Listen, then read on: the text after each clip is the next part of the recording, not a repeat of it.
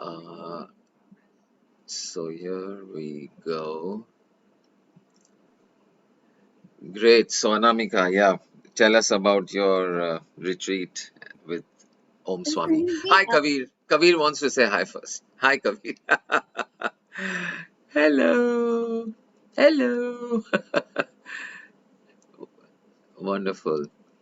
Great. Ha, bolo. So tell. so I remember one day Sanjeevji messaged me that you have to read this book right now. Now, right now. Order it right now. Yeah. I was like, really? Okay. And since then, I have been like, and who, honestly, how many spiritual mentors do that? If Yeah. I speak to people here, they are so insecure that nobody should go out of my, you know, My my cage. my case. And here we have Sanjeevji who is telling me, read this right now. And oh, when I read about him, I was like, really, people like him exist. And you always have this doubt. Spirituality is such kind of a thing where it's very difficult to create a connect with someone because there is so much going on everywhere. And I have been following him now. Then slowly I started following him everywhere. I downloaded all his app, blogs, and everything. And then one fine day, maybe by grace of God, uh, I met him on the 7th or 6th of this month, and I saw him first time. So you were saying something about while on the way there or something. What were you saying? You So started. Yeah.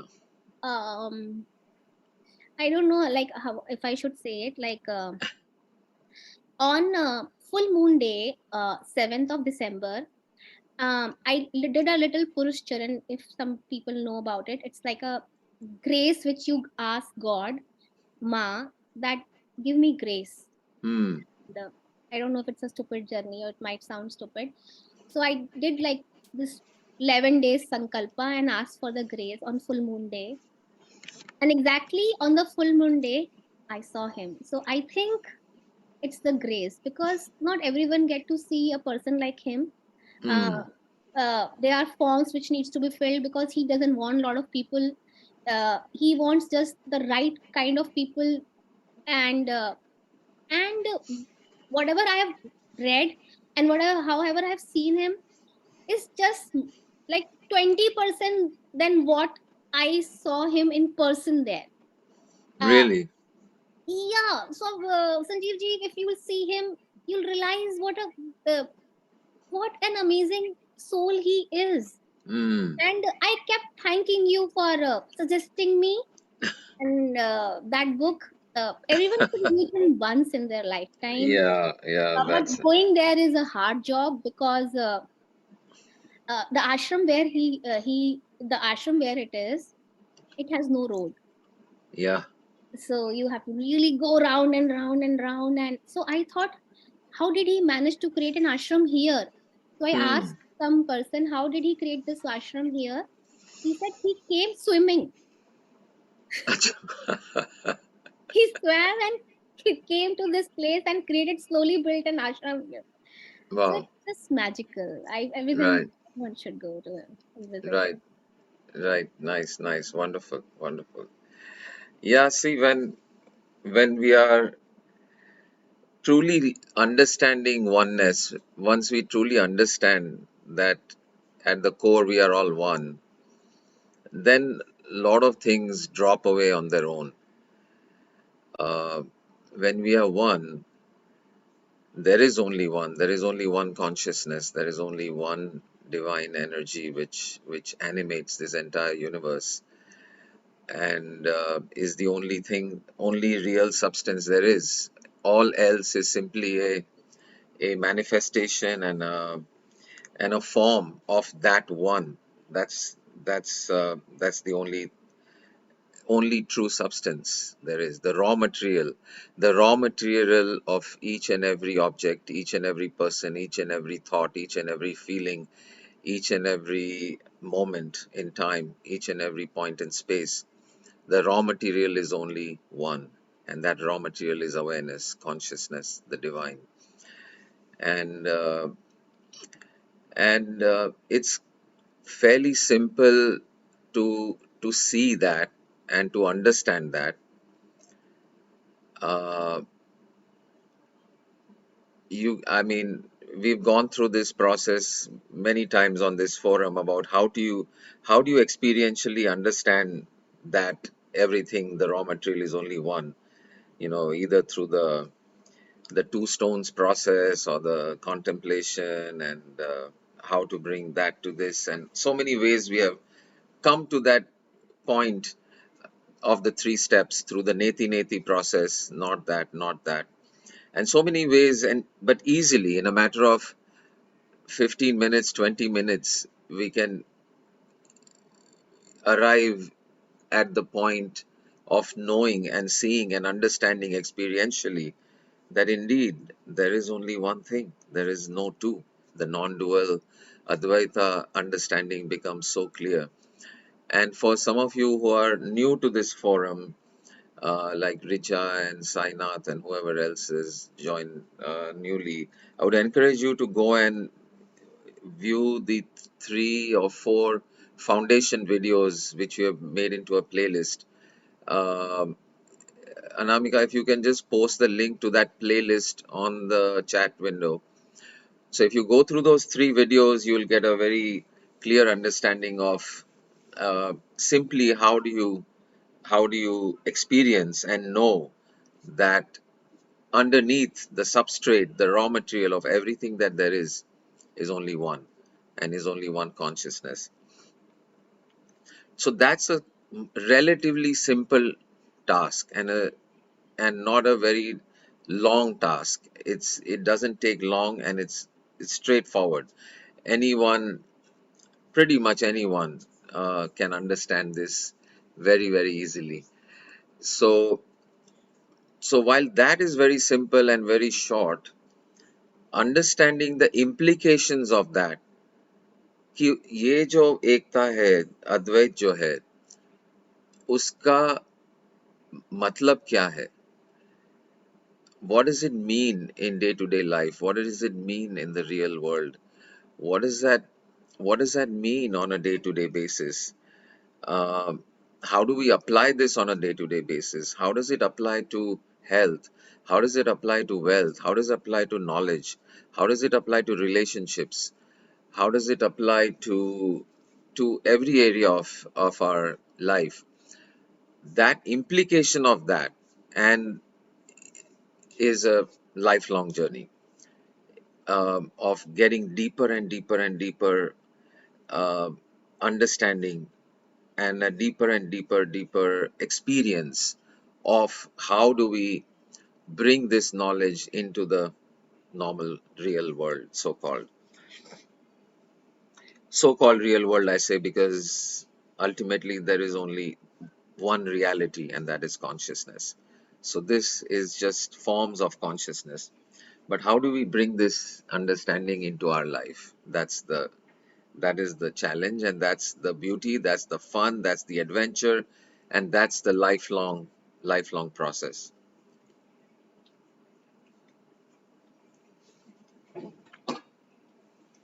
Wow, Jennifer G has gone into a disco mode or something. Disco TV mode हो गया आपका, पता नहीं. Maybe you can log off and log back in, or yeah, restart your video. Better now. I don't know what that was, but it was a good. Oh, but it's back. It was a good party. Um, so for example, when you understand there is only oneness, and to be honest with you, early on, before the deepening of this understanding, um, some time back, maybe a few years ago, I would have been subject to the same uh, kind of behavior as many other people would be.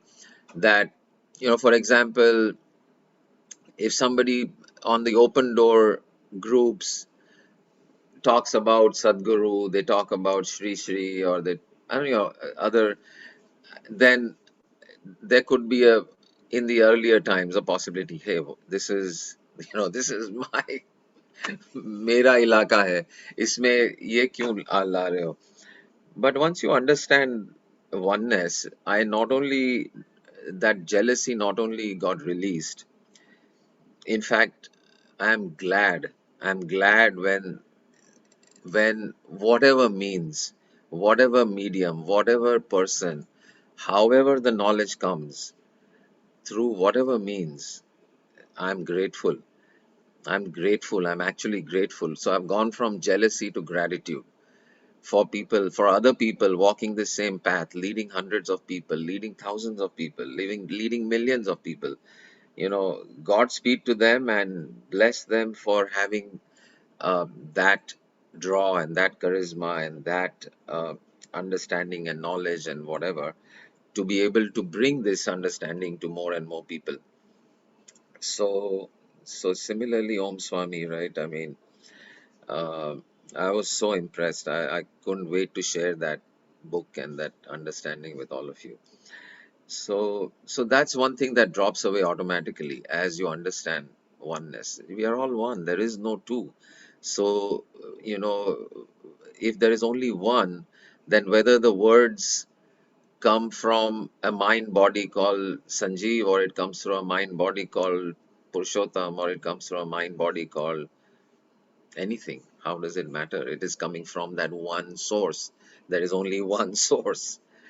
All source is only one source. There are not two sources. So uh, then then the medium through which the knowledge flows is much, much less important than the knowledge itself, and that you're actually reaching source. So things like that drop away. They kind of drop away on their own. And in fact, they don't just drop away. Like I said, I'm excited to share any new knowledge, no matter from whom and through whom it comes. So uh, the other thing that also drops away is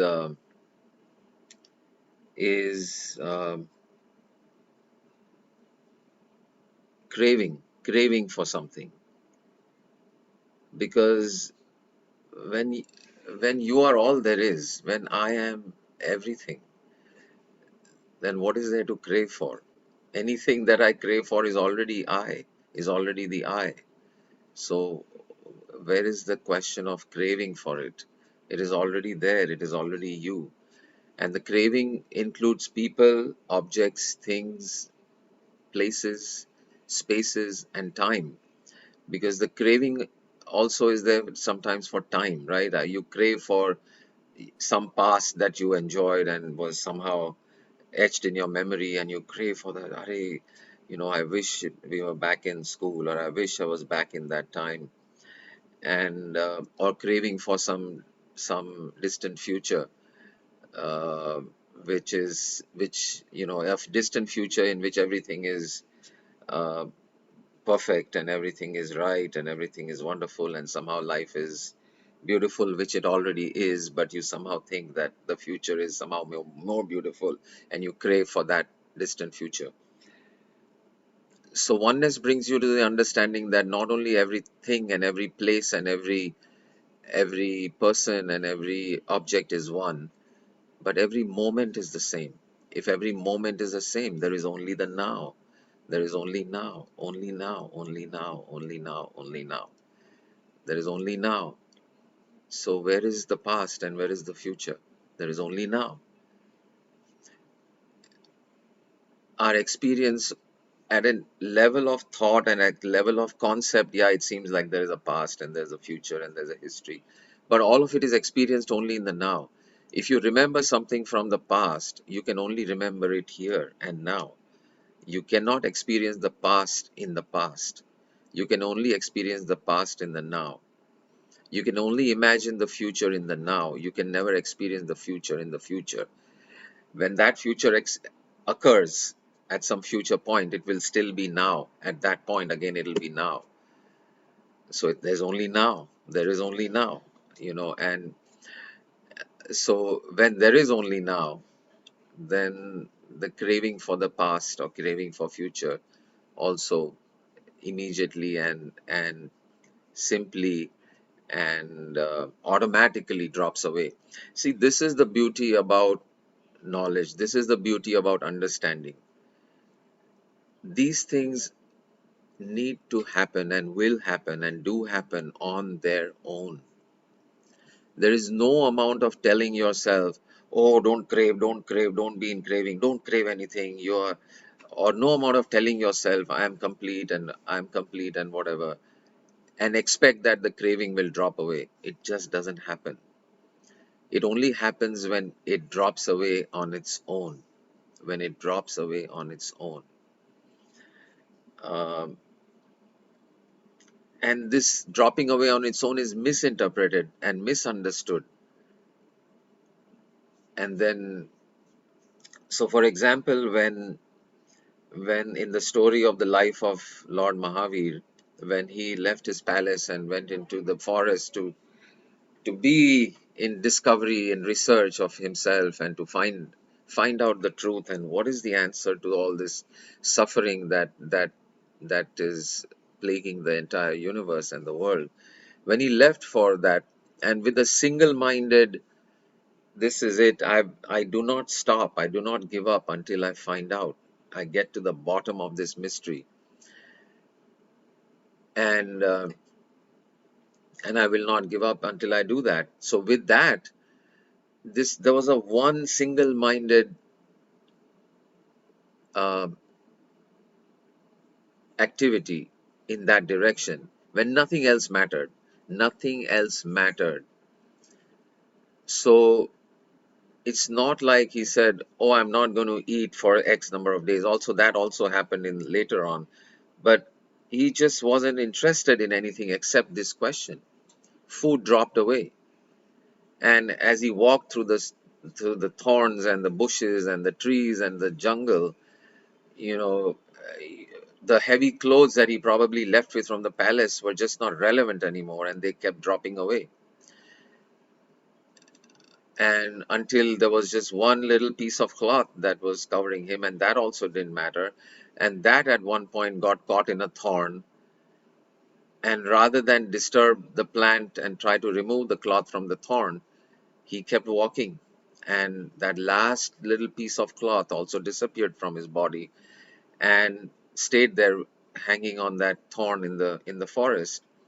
And he was completely without any clothes. And so not because he said there is something wrong with clothes or we shouldn't wear clothes, not because of that.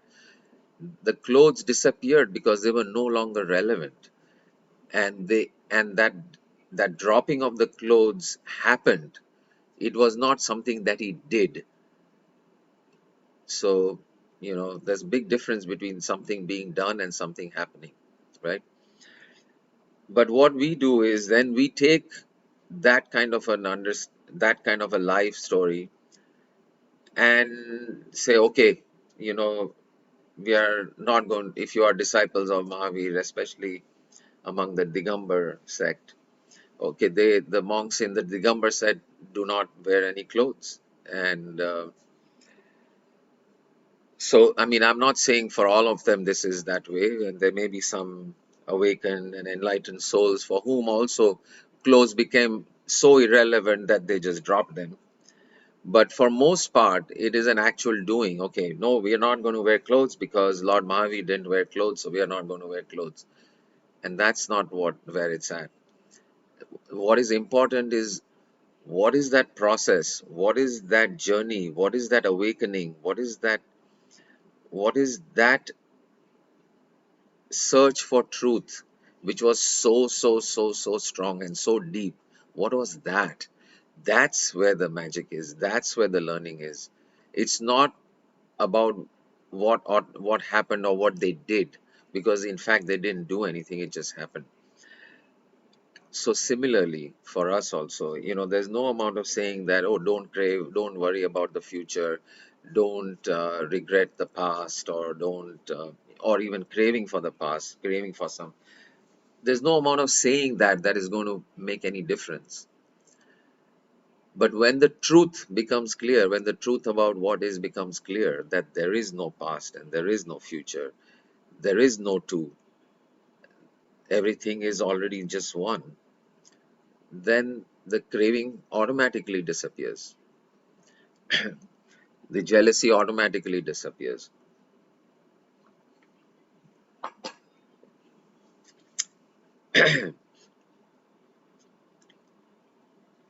And the same thing with aversion. Aversion is just the flip side of craving. Oh, I don't like this. Oh, I don't like that. Um, more than don't like that. You're averse to certain things, certain people, certain places, certain times, certain spaces, and when you see that everything ultimately resolves, if you trace it all the way back to its origin, each and everything traces its origin to the one divine consciousness. Uh, then what is there to push away? What is there to be averse to? So when you know that, then all that remains automatically, as all these things drop, as jealousy drops, as cravings drop, as aversion drops, as um, lying drops, stealing drops, all these things just drop away, because stealing makes no sense. If everything is already yours, who are you going to steal from, and what are you going to steal? It's already yours. So when that understanding comes, stealing drops away. So all these things drop away, and then what is left in its place is just, you can call it nothing, you can call it emptiness, you can call it uh, love, because that's what it is. When everything else is subtracted, what remains is only love. So, and you become that love, becoming that love, rather than practicing love, or wanting love, or any of that. Just being love, becoming love. So ये सब अपने आप हो जाता है जब हम समझने लगते हैं कि हम कौन है, ये क्या है, what is the truth about the world, what is the truth about the universe. So, and it's so easy. It is so easy. It is so easy because it is ease itself. For Mahavir Bhagwan, it was so easy to just let the clothes be. It was easy. It was not hard. It was not something difficult. It was not something that was, to us sitting on the other side, it may look like, oh my goodness, how could you do that? That's so difficult. How do you be how can you do that? It would look very difficult to us. But in that state of knowing, it is very easy.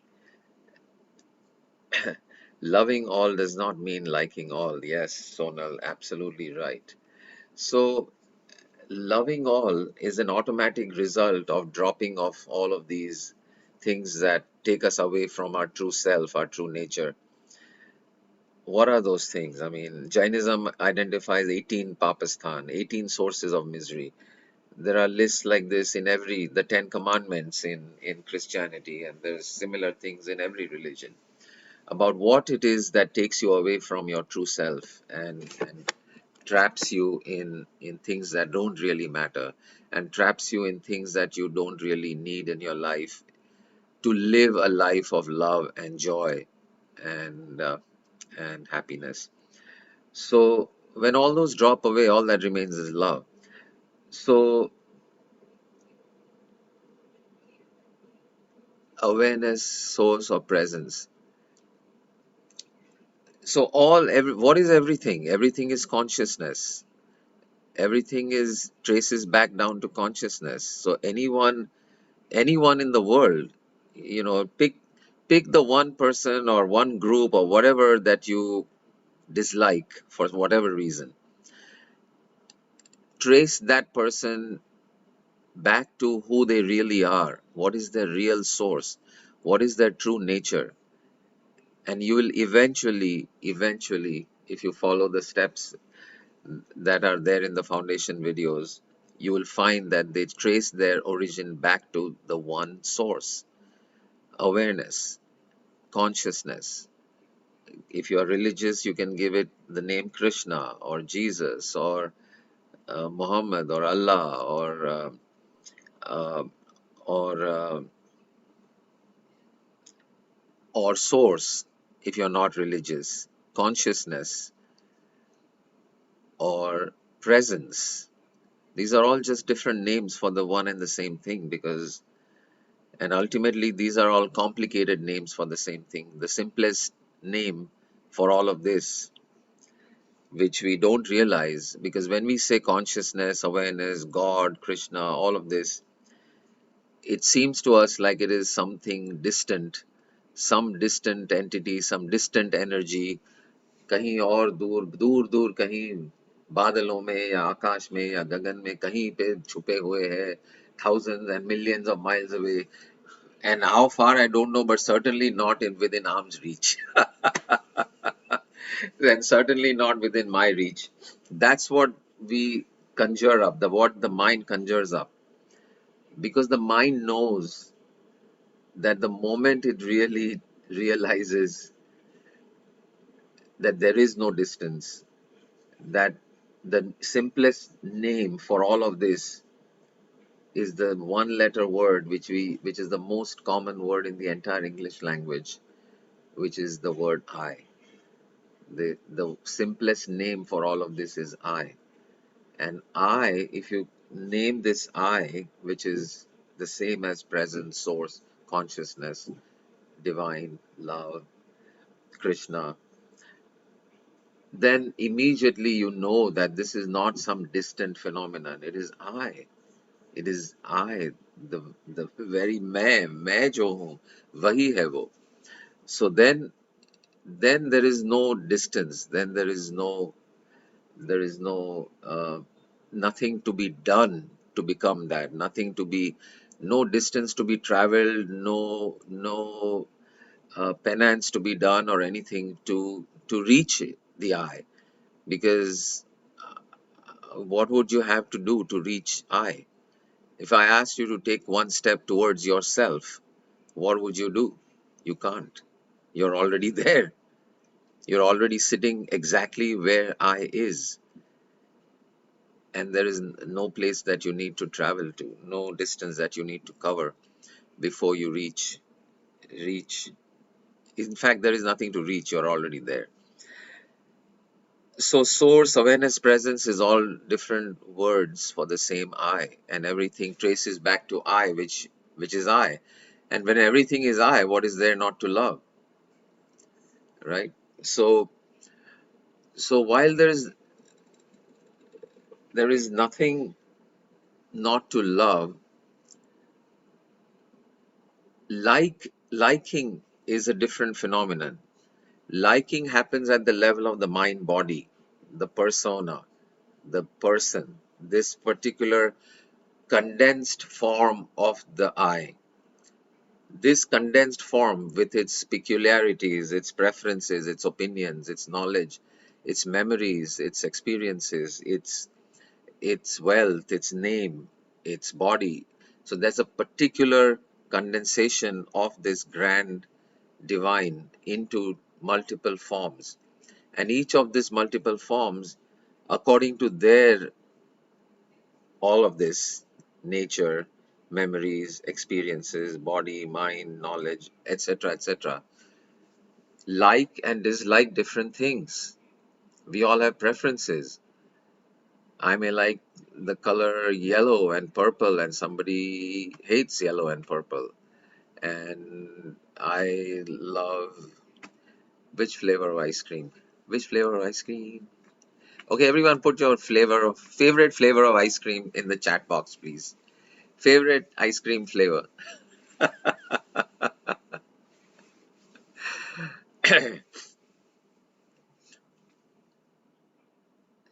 For me, it will be very difficult because I just love ice cream in all flavors. Any flavor. Vanilla, butterscotch, okay, what else we got? Mango, all right. Mint chocolate chip, I love that one. Dark chocolate, Mama Malai, okay. Almond, all right.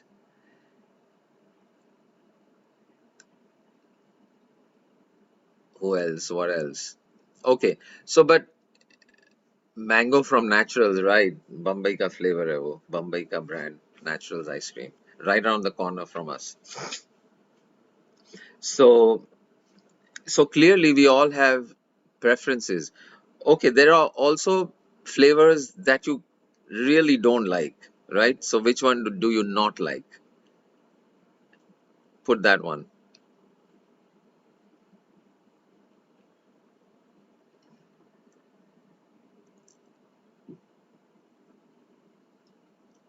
Gajar ka halwa. Okay, I also don't like that one.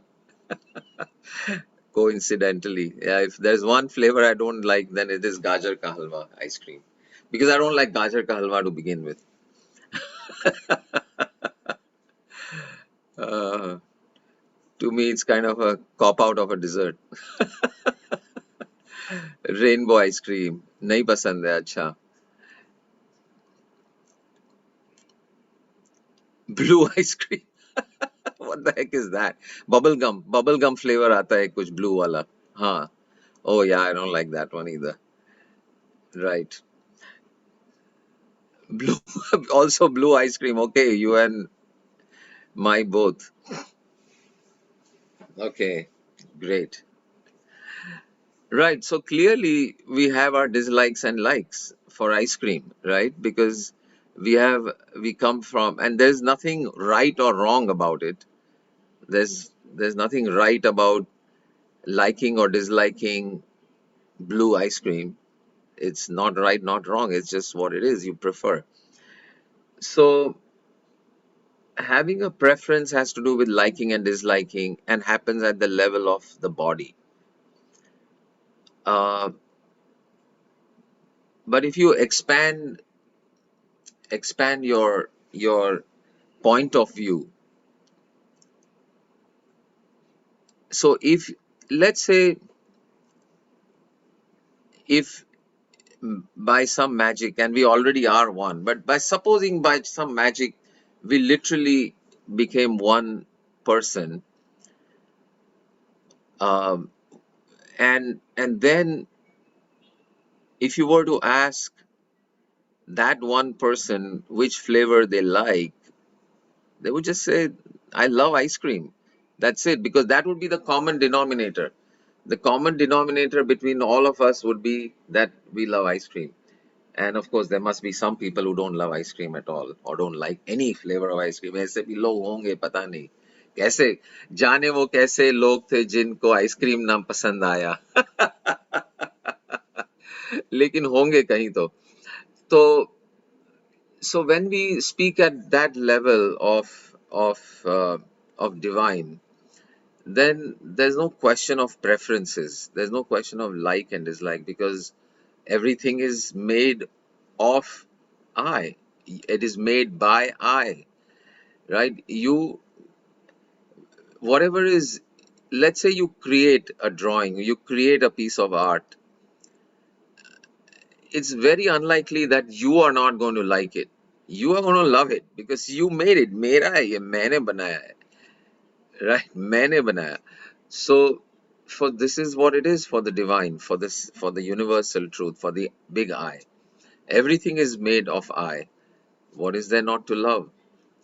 So, at that level of who you are, there is only love. At the level of people, at the level of individuals, when we separate ourselves into these multiple forms and multiple shapes and multiple personalities, then each of the multiple personalities has a like and a dislike and things of that nature. And that's what really makes the world go round, right? Because without this multiplicity of personality, multiplicity of opinions, multiplicity of likes and dislikes, you know, for one thing, ice cream shops would have to shut down. What would they do? If everyone only likes vanilla, तो ये पूरा counter खोलने की जरूरत ही क्या है? ऐसा हो ही नहीं सकता. But somebody wants this, somebody wants that, somebody wants that, somebody wants that. And that's why you have all this plethora of ice cream flavors. And that's why you have a plethora of cities and spaces and experiences. Somebody likes music, somebody loves dance, somebody likes painting, somebody likes poetry, whatever. All that happens because at that level, at the individual level, but at the universal level, there is nothing like liking and disliking. There is only love. So love is universal. Like and dislikes are personal. So at the universal level, there is only love. At the personal level, there is like and dislike. And you are free to like and dislike many things. But you may not stop loving them. May not as in not as a command, but you will naturally not love anything. You will love everything because you know who you really are. When you know who you really are, you just love everything. There is nothing not to love.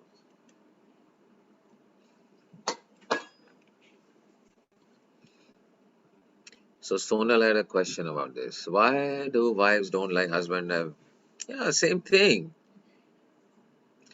They love each other. You can love somebody but not like somebody, right? You can love. It's possible. You, in fact, if you really look deeply at who you are, there is only love and there is nobody not to love because there is only you. How can you not love you? You and you and you and you and you. It's all you. What is there not to love? So the husband can love the wife and the children and the in-laws and vice versa and everything, and at that level. But the story of life happens not at that level. The story of life happens at this level. The story of life happens at the level of the individuals, where there are preferences, and uh, that's when the like and dislike happens. It's the same thing. So dislike is a form of love. Yeah, ultimately there is only love. Ultimately, it's a kind of love. There is only love. So at that level, but how we construct our lives, how we run this story, this narrative, this film called your life का जो film चल रहा है, जिसमें आप hero है, उस जिसमें आप हीरो भी है, डायरेक्टर भी है, प्रोड्यूसर भी है, तो क्या कास्टिंग करना है आपके ऊपर है. You are also the casting director. मुझे मेरे लाइफ में ऐसी ऐसी व्यक्ति चाहिए, ऐसी ऐसी व्यक्ति नहीं चाहिए, बिकॉज ये मेरी फिल्म है. But at the level of the grand director, the grand producer, the grand creator of the entire movie called the universe,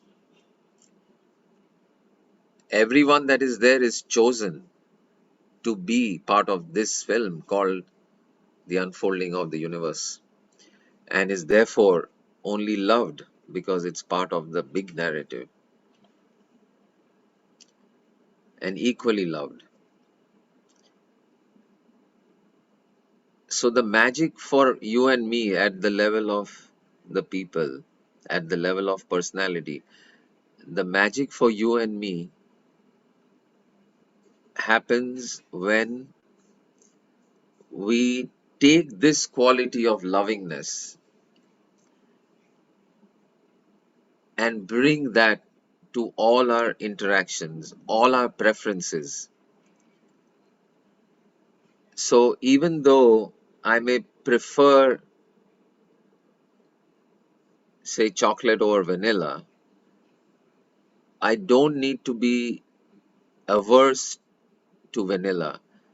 It's okay. Vanilla is also my friend. I may just not prefer to eat it, but I have no disgust or aversion or dislike for it. It's not. And same thing with people. Even though I may choose not to spend time with, let's say drug addicts. I would not choose to prefer to spend time with them. I'd rather spend time with people like you. So But doesn't mean I don't love that person who is a drug addict. I still love that person. I would love to help them. I would love to speak to them. I'd love to interact with them. And even if I interact with them or not, I still love them. But as a preference, I'd rather spend time with people who understand what I'm saying and absorb what I'm saying and are aligned with what I'm saying and are in this journey with me, living whatever we are understanding. So I'd rather prefer that. But I love each and every being.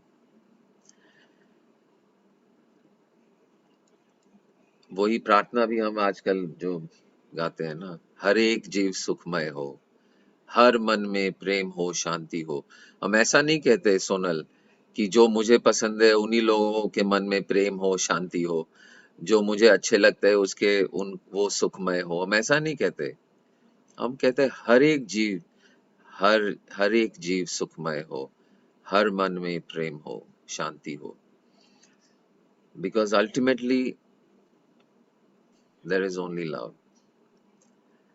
So at that level, each and every person loves each and every person, including the husband and wife who may be, even if they are, going through a challenging time or separating or whatever, it can still happen in the presence of love. It can happen in the presence of love. So that's the difference. Getting it, Sonal? She was unmuted, now she muted. Yeah, in class everything is fine. Sorry? In class everything is fine. नहीं, आवाज cut हो रही है. Maybe that's why you only type. But we I can't. said in class. Can you hear me? Now better, yeah. In class, everything is fine. But in practical life, it doesn't work out. Well, that's the whole idea. अभी ये class में it's fine करेंगे और real life में इसके हिसाब से we are not uh, able to put that into practice, then that is why we keep on uncovering the layers. What prevents you? What stops you from But doing that? What stops you people should from? not separate, no? Husbands and wives should not separate them. नहीं, forget about actually see. Who I gave says? you two No, examples. who I says gave that? you two No, examples. hold on. Don't give me any examples. There is no reason. We are, you are saying separation as if it's something terrible, something bad, something wrong. I mean, mothers and sons separate. Since the son goes off to school and, leaves the home and goes to college. So you're saying they shouldn't separate. Whatever, there can be any n number of reasons why being in the same house or being in the same place doesn't work. That doesn't mean you don't love. If somebody is abusive, for example, physically abusive, it makes no sense. Out of love for yourself, even out of love for that person, it behooves you and makes sense for you to leave the scene and separate. It's out of love. I love myself and I will not allow myself to be beaten up. And I it's not love, about, it's not just about yourself, it's about children also. yeah. So, yeah, I love myself and and I I love you too, and I, out of my love for you even, I do not wish to perpetuate a behavior in which you are abusing me or anyone else. You're getting it? So so that is how a separation can happen even in the presence of love. Oneness doesn't mean everything just becomes one big glob and that's the end of it. This is what consciousness, for the story of life to happen, for the experience of love to happen, that oneness purposely has separated itself into this multiplicity and diversity of people, objects and places and things. वो separation, वो कहानी बनने के लिए जरूरी है. It doesn't mean they are not one. It doesn't mean there is no oneness. It has nothing to do with it.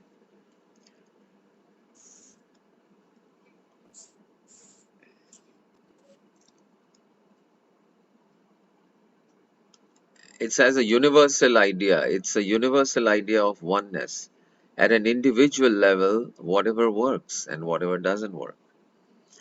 Yeah, like Jennifer G is saying, even first in the case of kids. So if somebody is abusive in a relationship, in a family, um, then that abusiveness, there's a love for your children also, right? You don't want your children to be the subject of abuse or violence, either in words or in action. And then it makes sense to separate, but with love, not separating with hate. That's the difference. So if you are understanding oneness, you may separate but with love. If you don't understand oneness, you will separate without love.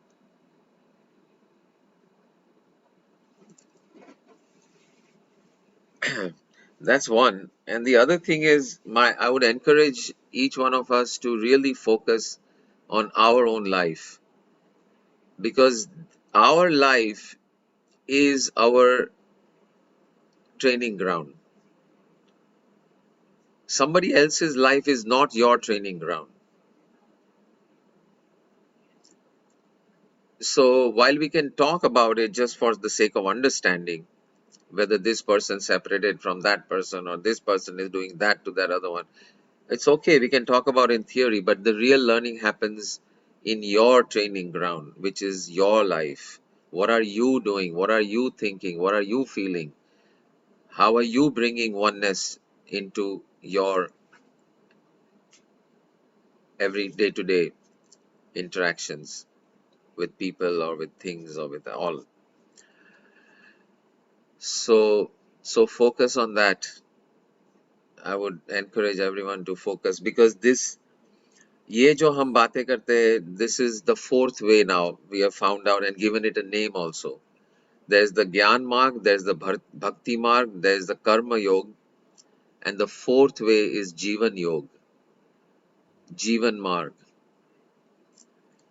In all of the other paths, you have to put life on hold and meditate, put life on hold and pray or do bhajans, put life on hold and do seva. Jeevan Yoga or Jeevan Marg, which is about just the process of life itself, whatever you're doing. And sometimes that whatever you're doing can include meditation, can include bhajan, can include bhakti. It doesn't exclude it. But in whatever you are doing, not what others are doing, in whatever you are doing, thinking, feeling, becoming more and more aware, becoming more and more sensitive, becoming more and more um, conscious of your own consciousness, your awareness, and bringing more and more of yourself to your life. That is the ultimate mark, because it is not even a mark. A mark is like you have to take a diversion and go on a particular path. Life is a pathless landscape. There is no right path or wrong path. Whatever direction you are going in is the right one for you to learn whatever you need to learn. Whichever way you're headed is right, because there is no destination anyway. The path is the process, and your life is your best path, and your best teacher is your life, not somebody else's life. In fact, something I was told just yesterday by someone about feelings, that sometimes people are very irrational when it comes to feelings. मतलब कोई बात ही नहीं है और इतने अकड़ जाते हैं, यार इतने बिगड़ जाते हैं या इतने अपसेट हो जाए, कोई बात में दम ही नहीं है, and they are blasting away, and and you are like ये फीलिंग फीलिंग फीलिंग की बात कर रहे हो और ये फीलिंग में तो कोई दम ही नहीं है, मतलब कि इसमें कोई ना कोई तथ्य है, ना तत्व है, ना कोई अर्थ है, ना कोई मतलब है, ना कोई बुद्धि है, ना कुछ। तो ऐसे फीलिंग फीलिंग फीलिंग को क्या महत्व देने का? तो ये बहुत अच्छा मुझे रियलाइजेशन मिला कि जहां तक फीलिंग्स का कंसर्न है,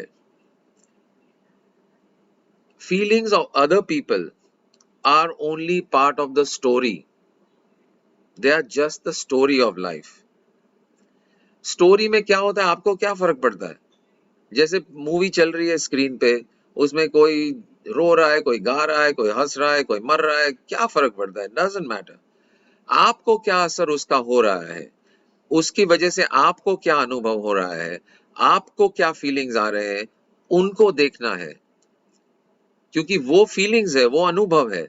दूसरे के फीलिंग अनुभव नहीं है, दूसरों की फीलिंग सिर्फ एक कहानी है, और कहानी में दिलचस्पी रखने से कहीं आगे नहीं जाएंगे हम। दिलचस्पी रखिए अनुभव पे, और अनुभव है आपका फीलिंग। तो कोई बिगड़ रहा है, कोई कोई बिल्कुल बेहुदा फीलिंग्स या बकवास चल रहा है, चलने दो, उससे आपको कोई फर्क नहीं। वो बकवास सुनकर आपको क्या हो रहा है, वो बकवास सुनने पर आप में क्या ऊर्जाएं, क्या फीलिंग्स, क्या अनुभव आपको हो रहा है, उसे देखना है। और जब आप उसे देखते हो तो उससे आपको कुछ सीख मिलेगी कि क्या और अभी मैंने पकड़ के रखा है, क्या मैंने रिलीज नहीं किया है, कहाँ है जो मैं अभी भी अटका हुआ हूँ, कहाँ है जो मैंने अपने आप को अपने यूनिवर्सल मैं से मिलने से रोका है, वो क्या है? वो वो आपका फीलिंग्स आपके लिए वो कंपस बन जाएगा, और आपको वो दिखाएगा रास्ता कि कहाँ आप रुके हुए हो। फुजूल में दूसरों के फीलिंग्स पे ध्यान देते हैं हम, तो उसमें से हमें कुछ सीखने को नहीं मिलेगा। Sanjivji, question. हाँ, Okay. या So I've done a dance therapy course and this was led by, just like full expression in every way, dance, and you could write, you could do plasticine models, full expression with collage just to express yourself. In that course, it was taught it is the feelings of the other person. If you replicate and show, the other person feels understood. And when that other person feels understood, the right and the left brain balances, and the bonding between in the relationship goes deeper. That was so. In any relationship, if you don't understand feelings, the relationship definitely will go in for a toss. I feel that, and I tried that with Farooq. And believe me, when I understood the most stupidest feeling, which once he was reflecting, but they said feeling can be very stupid and it doesn't have to have a logic. It's just a feeling. Go with it and understand and repeat what you are hearing. And when I did that and reflected, it really balanced Farooq very well. And since then, he was, more loving, more kind, more sweeter because I understood him and he felt understood. So that is also one way of looking at it. I'm just saying that what you may be saying is maybe right, but what worked for me, I'm just telling you that. okay, yeah, I mean, if you are able to understand somebody else's feelings and then sympathize. What is empathy? Empathy is being able to feel another person's feelings. Compassion is nothing but recreating that other person's pain within yourself, which causes you to respond. So if you are able to have the same feeling as the other person, is the only real way that you understand that feeling. And if you somebody's pain and you feel that pain and that motivates you, and you reflect it back or whatever, when that resonance is there in feeling, then it is useful and it is positive. I'm talking about situations where you cannot understand the other person's feeling at all. It makes no sense to you. In those situations, focusing on that person's feeling will not get you anywhere. Okay. In that situation, you need to go to your feelings. because and go to what you are, how you are responding to whatever that person is feeling, because you don't understand what that person is feeling right now because it makes no sense to you. So then it comes back, Yeah. and then when you are able to, so if it causes you irritation, that this person is behaving irrationally or angrily or stupidly, it causes irritation. Now you work on that irritation rather than trying to fix the abrasive emotion on the other side. So where you are talking about is probably step 2, 3, 4, 5. This is step 1, because most of the time where communications break down is where we don't understand the other person at all, and then we react with anger, and we add to the fire, and we get irritated, upset, angry, and the thing just explodes. So step number 1 would be what I was talking about earlier, which is forget about that feeling. You are not able to understand it, you are not able to deal with it, you are not able to respond out of love. If you are able to respond out of love to whatever that feeling is, that's your ultimate solution. Bringing that to this, right? Bring that to this. What is that? Bringing that to this means you are actually able to feel whatever that person is feeling, the pain, the desperation, or depression, or whatever that person is going through. That then that's at that level. But in the initial stages, you are not able to do that. Then you work on that irritation. You work on that irritation, release the irritation. You come to a place of where at least you have found peace within. Now it's okay. It's their monkeys, their circus. They are doing whatever they are doing. It stopped bothering you. Now, when it has stopped bothering you, then you can go to the next level of empathy, next level of compassion, next level of bringing that to this. So, what you're saying is true, but it's more advanced. So It's the more advanced steps to the common place where we normally find ourselves in conflict or in fights and quarrels. So if you're, so I say that's, something on this, Sanjeevji? So I used to get very irritated and all that, the way you said. And in that case, I should look in. But I was taught over there, even if the feelings expressed are most absurd and most illogical, just be present with that feeling and reflect the same, even if you don't feel the love or yeah, compassion. yeah, I know. That just was taught. I'm just telling I you. know, I know, And I did it and it worked. That's all I'm saying. I know. Maybe it worked for you, but It worked. I'm not saying And it no. worked for every person in the group who did it. How So many times? How many times did it work? And how uh, long did it work? See, this is the thing, right? so the thing is, no, what you're saying is right. The thing is, if you yourself get upset, then it's better to look into yourself instead of, focusing on somebody else. But if you can be detached and just, mirror the Yeah, feeling, but how do you get there? yeah, How how do do you you get get it? there to detach? I mean, just telling somebody, oh, just focus on the other person's feelings and feel that way and understand that. It's hard to do when you're in the middle of your own storm going on in your brain and your mind, which says, what Correct. the heck is this junk again? You can't do it that way. So then you have to go to square one, which is work on your irritation, come to neutral, and then come to love. By just saying focus on that, it doesn't work for me. True. And I doubt if it works for everyone or even for you at all times. It can't. It just, we are human.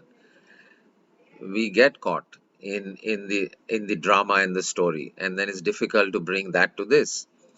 So it doesn't, but what always works and what always will work in the first stage is to disengage from that other person's story and drama and just look at what's going on here, because that's available. The school of life, why go to another school when the school is in your own home? Your own body is your school, your own life is your school, and it's available to you free of charge. So go to that school. When you graduate, yes, move to our other schools. Yeah, great. No, so I think it's a valid process, but in the advanced stages. Wonderful. Great. Any other questions or thoughts? Sonal disappeared or she's there still? Huh, Sonal? Yeah, I'm there. Kar lagai. Kalat. Not experience, so I'm just listening. Okay, but experience the बात की I, बात है. I, समझ में I, आया कि नहीं बात? मैंने जो क्वेश्चन पूछा वो दूसरों के लिए पूछा था. अभी आपने बोला आप अपने आप पे कंसंट्रेट करो, तो फिर देयर नहीं आर नो क्वेश्चन. नहीं दूसरों के लिए मैंने जवाब तो दे दिया. उसके बाद में बोला कि अपने आप पे फोकस करो. हाँ, तो हाँ तो अपने आप के फीलिंग्स, अपने आप के ऊपर जो है, everything work out for yourself. That is your experience. I understood that. no, but I gave you an explanation even for the other situation. For others' situation also, I explained it to you. Maybe I for don't my know. Self I understood, for others I didn't understand. Okay, okay. ये video ना rewind करके 2-3 बार देख लेना. Okay, great. All right. Thank you, thank you, thank you. Love you. Oh, I wanted to share one flyer with you all.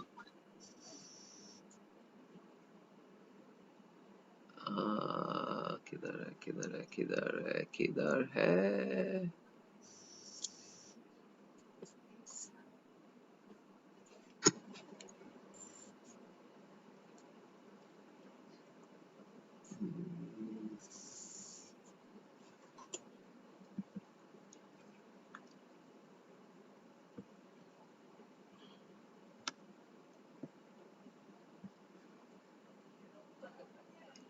Ta-da!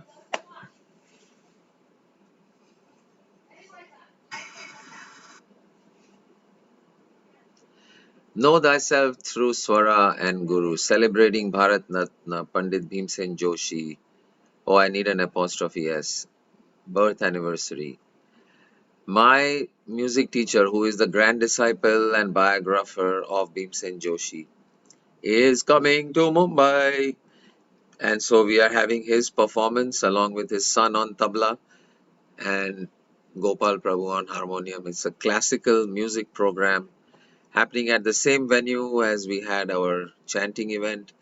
In fact, we will begin with some chants and then go to the classical music part. So uh, it's the entry is free, but voluntary contributions can be gifted either through me or through our volunteers, and those gifts will all go directly to the artists. So I'm sponsoring the place and all that. But all right, so whoever is can come, please come, and we will post this poster on the group so you can start to publicize it everywhere. Yes, great. Did you make this poster? Sort of. Okay. They started it. I kind of made changes. Yeah, coming. ठीक है? Okay. Okay. Okay, great. Thank you, thank you, thank you. And let's thank you stop. Sir. Thank you. Stop the share and stop the recording.